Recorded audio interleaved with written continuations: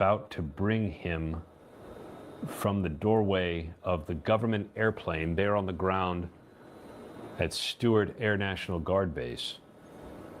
Now, is there a helicopter waiting for him right here as soon as he walks down, or is there another process in which he'll have to wait for a little bit? I don't think he's going to have to wait long. If it's not right there, it's not far.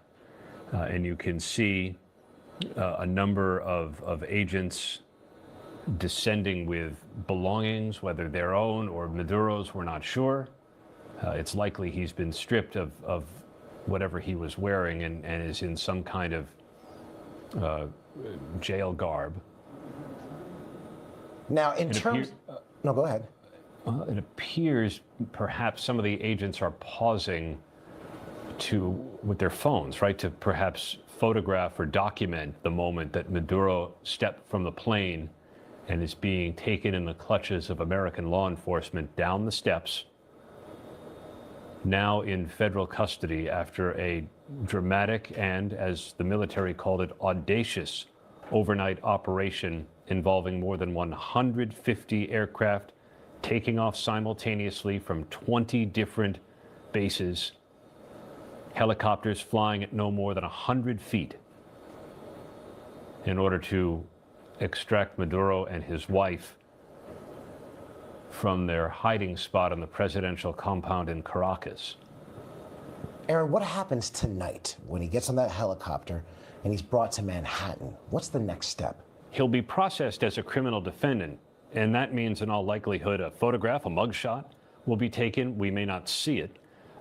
They are typically not released in the federal system. Also means fingerprints and any other brief medical screenings that need to be done. If there's medication that he takes or needs, that could be arranged for him as well.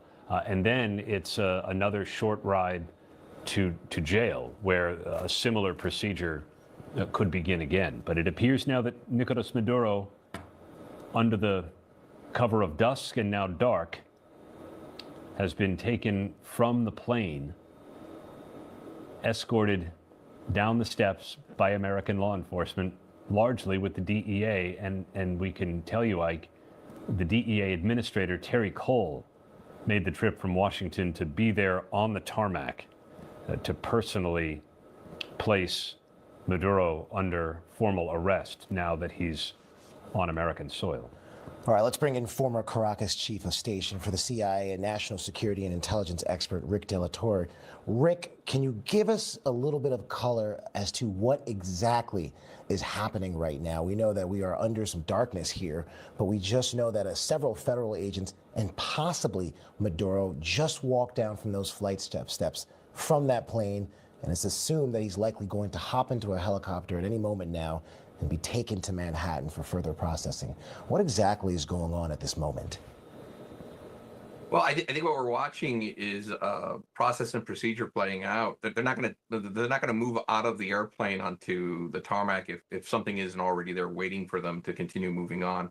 And also, I think what you're going to see is what we know, that he's going to be formally arrested, I guess, on U.S. soil. Someone from DOJ will be waiting for them at the bottom of the stairs, welcoming them to the great state of New York, letting them know that they're under arrest, and then they'll be processed from there.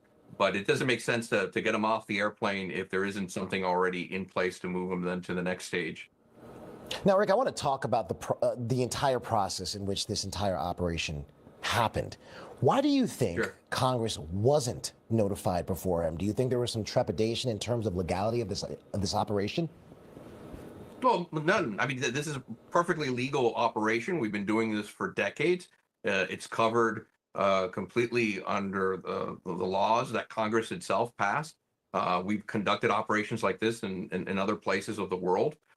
Sadly, I think what we're seeing when you have a divided Congress, when you have politics play a bigger role in this, normally in operations I've been a part of and conducted, we don't notify Congress of what we're about to do, when we're doing it, how we're doing it. We only brief them afterwards, and that's what's required by oversight law to do so.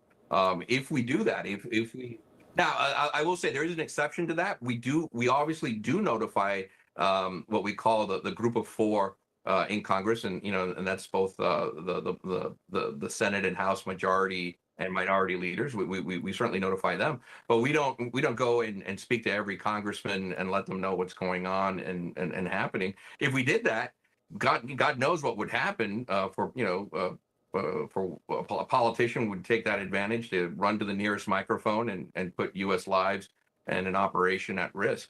So we don't do that.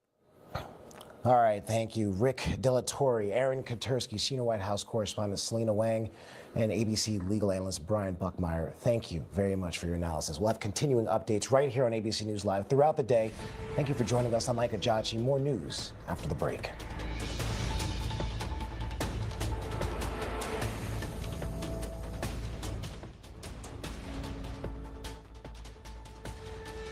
Whenever, wherever news breaks, it's